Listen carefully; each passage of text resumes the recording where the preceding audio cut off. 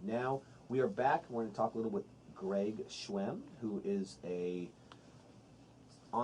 motivational kind of comedian. Yeah, I feel like I still got. I mean, and it's not a big deal. I mean, I kind of have to explain what I do because there's very few people who do what I do. So I started as a regular club comedian. My background's in journalism, broadcasting journalism, but I became a comedian and I kind of fell into the corporate side of it, meaning I was doing a lot of stuff in my nightclub act about computers and technology and so forth, and I would have people actually come up to me after shows and say, gosh, you really should come down to my office and tell those jokes.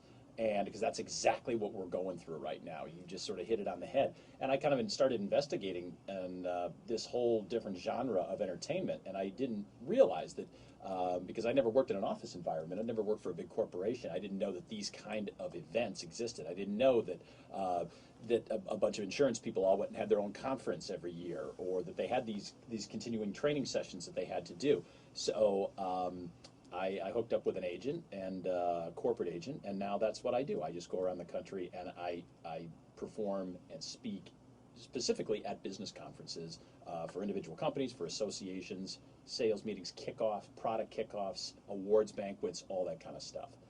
So I totally transitioned my comedy from clubs into the corporate sector. And what would you say the biggest difference between the two were? Well, first of all, the accommodations are better when you do corporate. Yeah. I don't want to go into that, but are the hours any better? The hours are better. Yes, I am not working weekends. I'm not working late at night. I'm not doing shows at 1 in the morning. The audiences are very different. We touched on that a little bit at the beginning, in the fact that while I might not have alcohol as my biggest enemy on stage, I have to. First of all, I'd be much more cognizant of the audience. When you do corporate comedy, you have to be very clean. You have to be very politically correct.